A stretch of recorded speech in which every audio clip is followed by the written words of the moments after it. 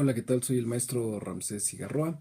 Vamos a desarrollar la materia de psicopatología para la licenciatura de psicopedagogía, por lo cual les voy a pedir que consigan un texto que se llama Narcisismo y Socialización. El autor es Igor Caruso, puesto que nuestro temario abarca las psicopatologías que se pueden dar en la infancia y en la adolescencia. En el caso del texto de Caruso es algo interesante porque él propone ahí la aparición de una entidad patológica en el momento de construirse la estructura psíquica. Esta entidad psicopatológica es lo que hoy día conocemos como trastorno del espectro autista. Sin embargo, en el momento histórico en el que Caruso desarrolla ese texto, él lo denominaba meramente como autismo. El autismo es una de las psicopatologías, en este caso un trastorno, que pueden aquejar a la población infantil, adolescente, obviamente también adultos, pero que se caracteriza por su aparición en el estadio infantil. Así que, bueno, también les voy a pedir que en una de las diapositivas chequen mi correo electrónico. Jefe o jefa de grupo, te solicito de la manera más atenta que puedas enviarme una solicitud a mi correo, tú como representante, para que yo te envíe el manual DSM y podamos checar algunos criterios de diagnóstico de las enfermedades mentales o trastornos característicos de la infancia y de la adolescencia.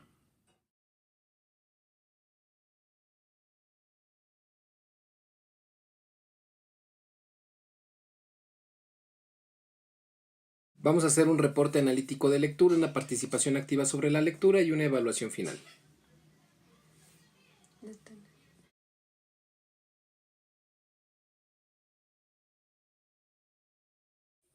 Es importante que tú, psicopedagogo en formación, puedas lograr este objetivo, que puedas distinguir trastornos que pueden presentarse en infancia y adolescencia para que puedas generar la canalización necesaria, se brinde la atención tanto psicológica, si es necesario psiquiátrica y obviamente pedagógica, para que la persona, niño o adolescente que tú hayas detectado, pueda tener un desarrollo biológico, psicológico, social y obviamente educativo, académico, lo más óptimo posible.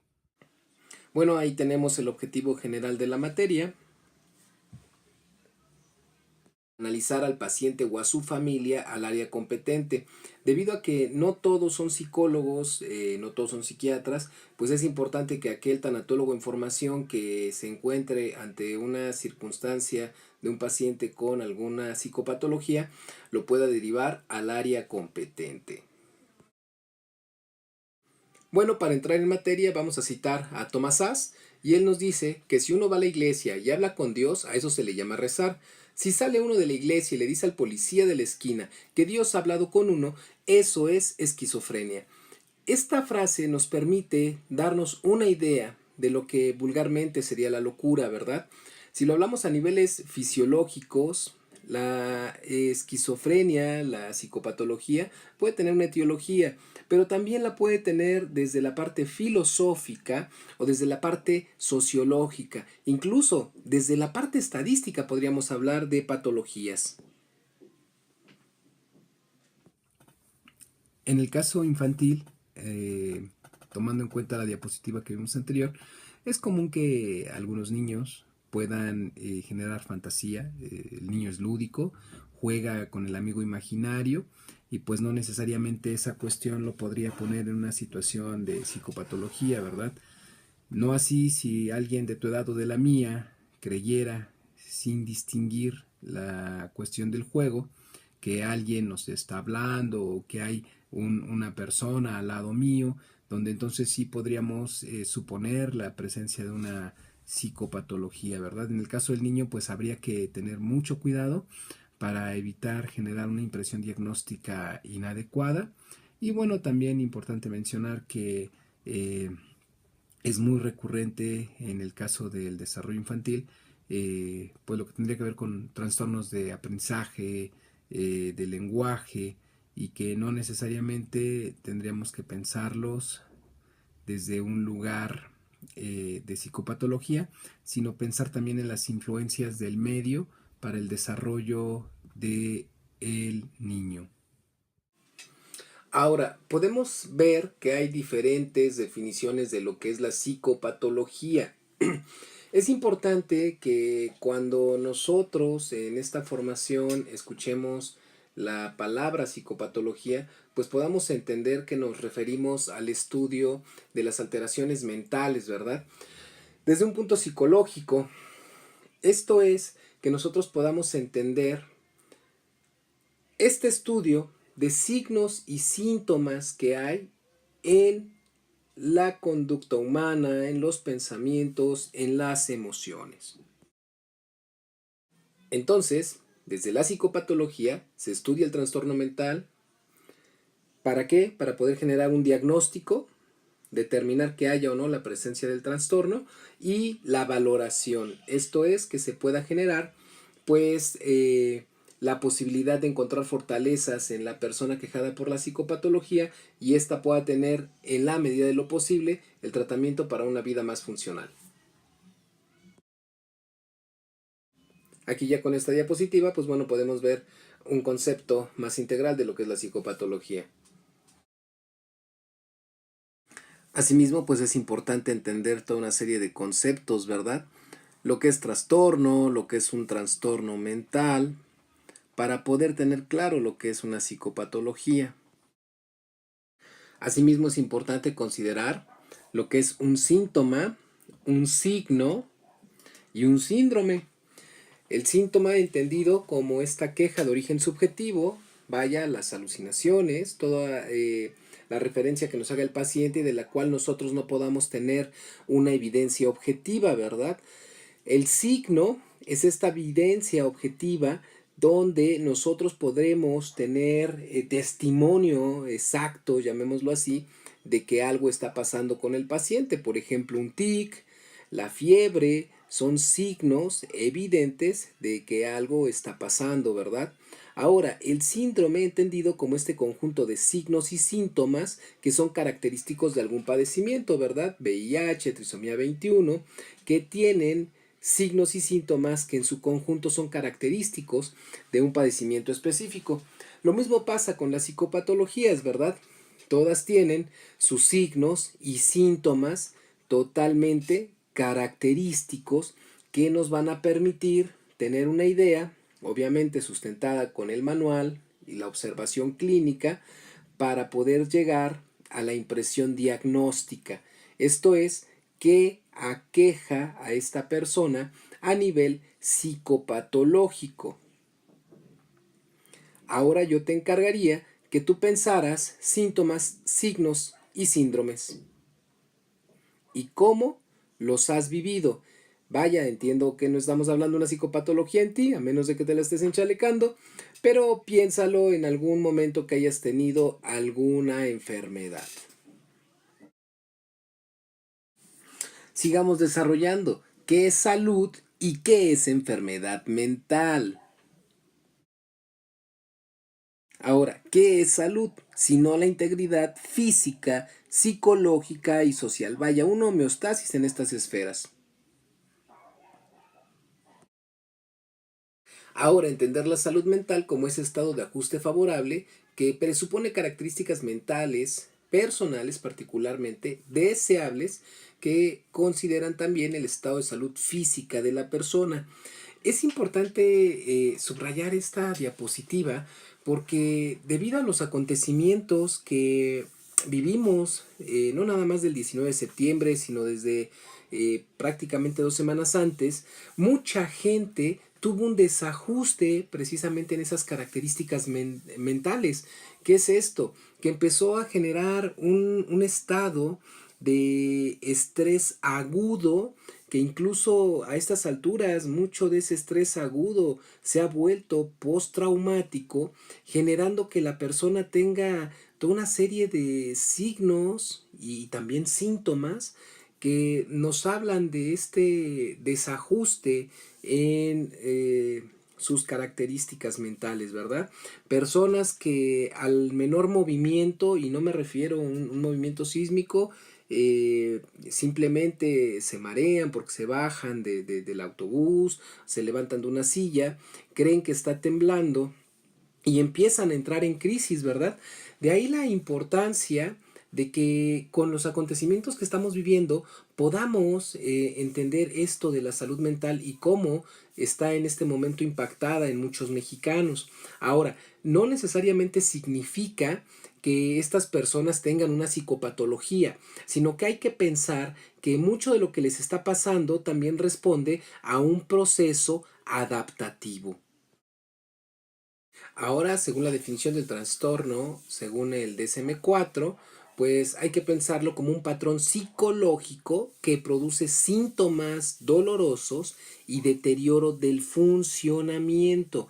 Mucha gente que ya cayó en esta categoría del trastorno por estrés postraumático, como podemos verlo en el concepto que nos da aquí DSM-4, pues ya tiene un patrón psicológico que le está produciendo estos síntomas dolorosos, ¿verdad?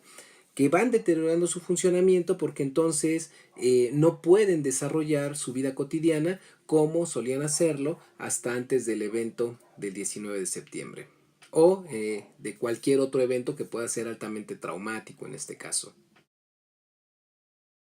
Ahora, según la guía de los criterios de diagnóstico de DSM-5, un trastorno mental es un síndrome caracterizado por una alteración clínicamente significativa del estado cognitivo, la regulación emocional o el comportamiento de un individuo que refleja una disfunción de los procesos psicológicos, biológicos o del desarrollo que subyacen en su función mental. ¿Qué implica esto? Siguiendo con estos ejemplos de el 19 de septiembre, las personas que en este momento pudieran estar presentando ya, digo, 10 días después, alguna forma de trastorno por estrés postraumático, pues van a tener una serie de alteraciones en su esfera cognitiva, esto es, en la forma que piensan. Van a tener una alteración en su regulación emocional, podrán estar un tanto bajos de ánimo. Asimismo, su comportamiento va a reflejar una serie de disfunciones en procesos psicológicos, ya los acabo de mencionar ahorita, biológicos, como lo pudiera ser alteración de sueño, de apetito y pues bueno, de su desarrollo, ¿verdad? Tal vez algunos no puedan trabajar como lo solían hacer. ¿Por qué? Porque están en este sentido viviendo este posible estrés postraumático. Bueno, y como ya lo hemos mencionado, pues estos trastornos pues van asociados a una serie de eventos estresantes, ¿verdad? Ya se hace por cuestiones también sociales, laborales o incluso pues hasta orgánicas, se puede desarrollar un trastorno mental, ¿ok? Ahora, es importante pensar que el trastorno mental no es algo que se herede como tal o que se transmita genéticamente tal cual, sino hablaríamos más bien de predisposiciones. En este sentido, cómo el ambiente en el que te desenvuelves puede llevarte a desarrollar un trastorno mental. No significa necesariamente así que tú, si tuviste un papá con esquizofrenia, la vayas a heredar de manera automática, sino tendremos que pensar un poquito en esta cuestión que acabo de mencionar y que esto lo van a poder ustedes ir descubriendo en este texto que me parece, repito, fascinante de El asesinato del alma. Ahora, también es importante que no toda respuesta predecible o culturalmente aceptable ante un evento estresante o incluso traumático, como puede ser la pérdida de un ser querido, nos meta al ámbito del trastorno mental. Por ejemplo, el evento del duelo por la pérdida de un ser querido, en este caso por muerte, pues nos va a generar signos y síntomas característicos de depresión y o de ansiedad, pero eso no significa necesariamente que la persona tenga un trastorno mental, sino que como parte de un proceso adaptativo y de su proceso de duelo, la persona estará transitando por estos estados, llamémoslo ahorita de manera didáctica, semipatológicos. ¿Por qué? Porque aunque tienen los signos y síntomas característicos de la depresión o de la ansiedad, no serían como tal el trastorno, sino solamente parte de su proceso adaptativo. Ojo, hay que ponerles atención para evitar que estos eventos de procesos adaptativos se pudieran convertir en algún momento en un trastorno. Ahora, bien importante, como nos lo menciona esta diapositiva, no necesariamente los comportamientos socialmente anómalos de cualquier índole y sus conflictos podrían ser trastornos, salvo que estas anomalías o conflictos sean el resultado de alguna disfunción en la persona, como las que ya hemos venido describiendo. ¿Qué significa esto?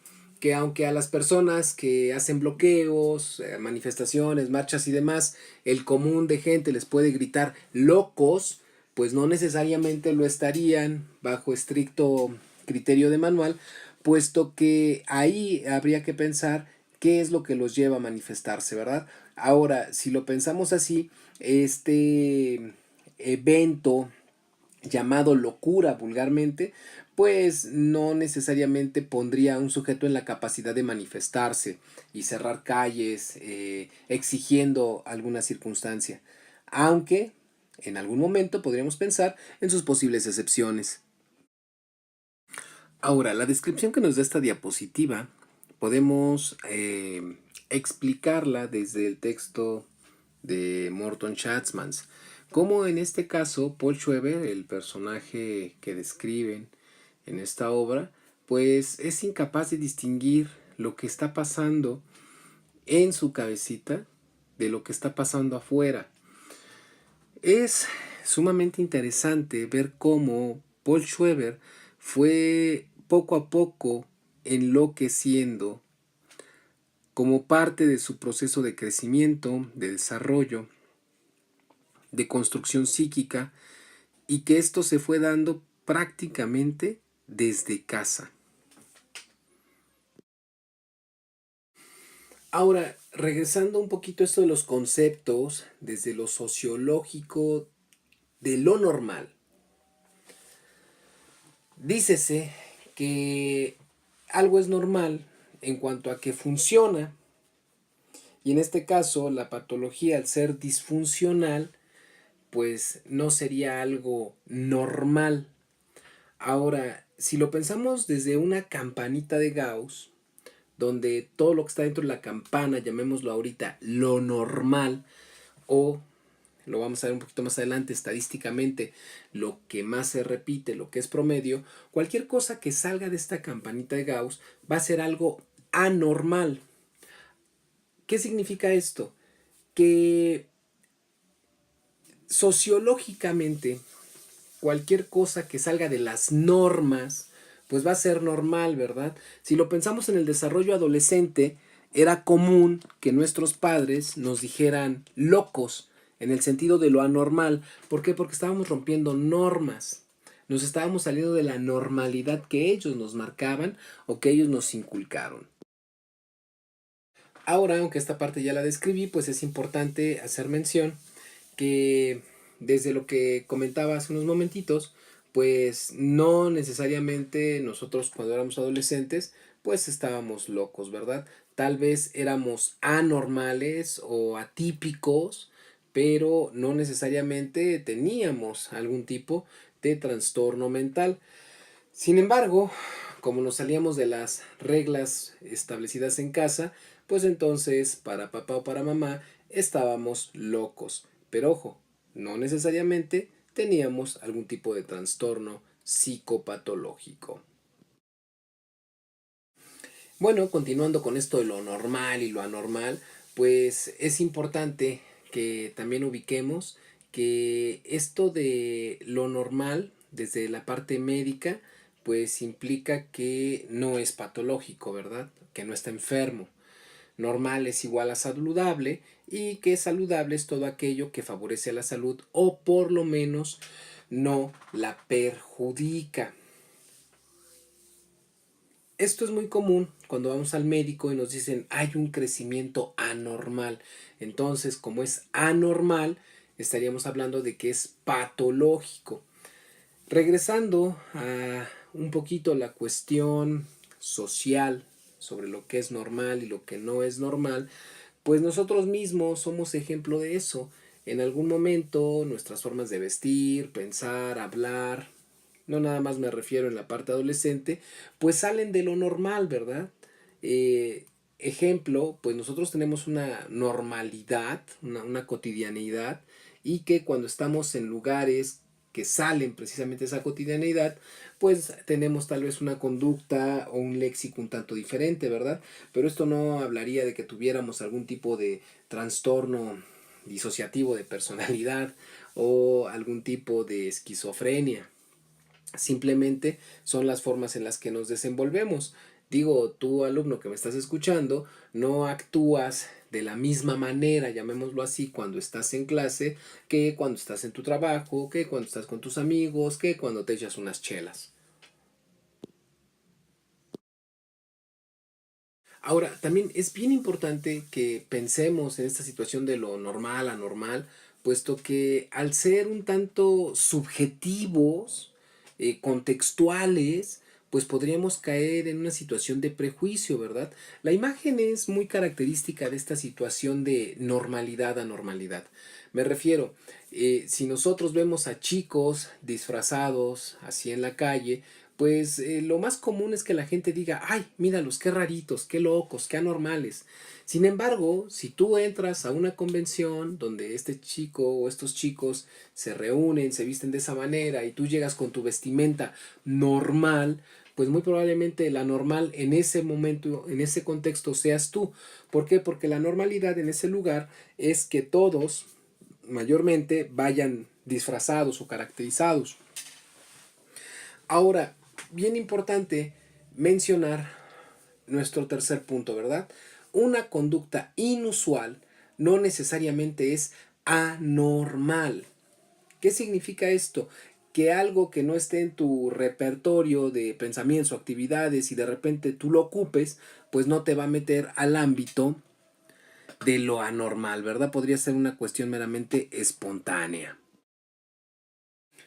Como les he venido mencionando, pues esto de lo normal a normal, pues difiere entre culturas, ¿verdad? Así como cuando se llegan a ver videos de los artes o del arte culinario de la zona de el oriente del mundo y la gente del occidente se sorprende de ver brochetas con insectos, pues aquí podría ser algo anormal. Sin embargo, en ese contexto es totalmente normal. Viceversa, así tal vez como para el hindú es normal no comer res, vaca, porque son animales sagrados, pues aquí tú frecuentemente, en este lado del charco, pues te comes tus tacos de cabeza, te comes tus bisteces, tus hamburguesas, y para lo que en este lado del charco puede ser totalmente normal, en otro contexto puede ser anormal y viceversa. De ahí que es sumamente importante reducir la influencia de nuestro sistema de valores al juzgar la conducta de los otros.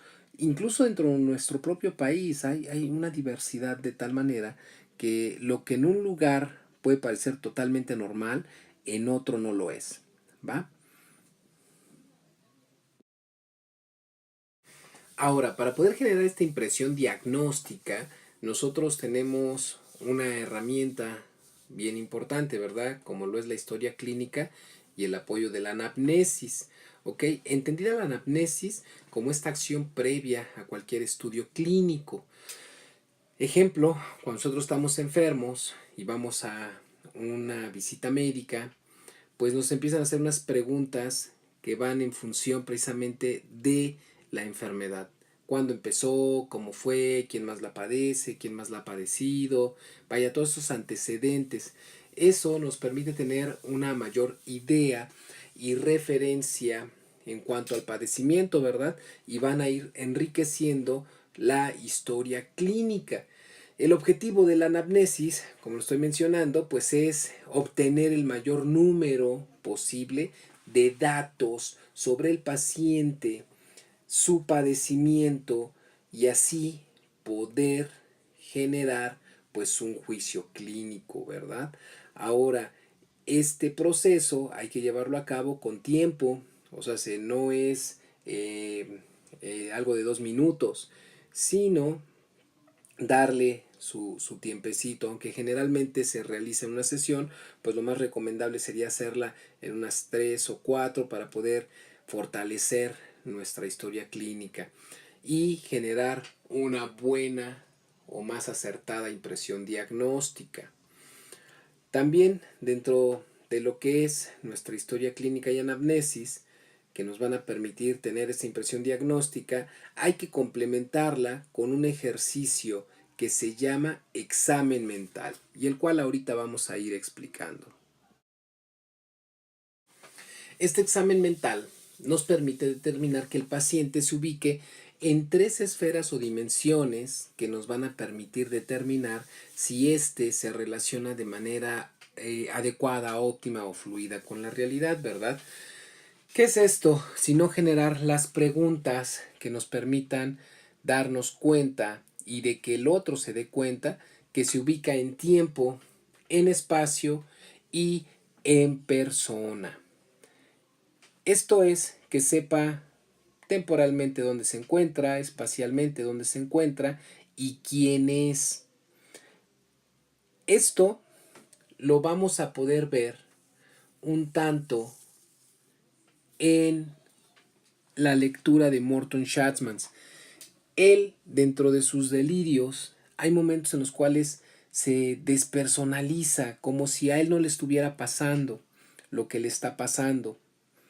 En la cuestión también espacial, el lugar en donde se encuentra. Y entonces es importante que nosotros podamos, a través de este examen mental que se aplica, pues llamémoslo así ya con la práctica, de manera sencilla, determinando a través de la escucha y la observación el discurso de la persona, la conducta de la persona a la hora de emitir su discurso y la forma en la cual lo expresa, si ésta está ubicada en estas 3 dimensiones. Ojo, un lapsus no indicaría necesariamente que la persona tiene alguna alteración, ¿verdad?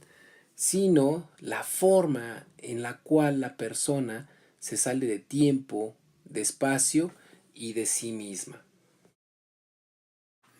Bueno, ahora es importante que hagamos una mención sobre lo que son los sistemas de clasificación. En este caso básicamente existen 2, lo que sería el DSM y el CIE. CIE tiene 10 volúmenes hasta el momento, por eso se llama CIE 10.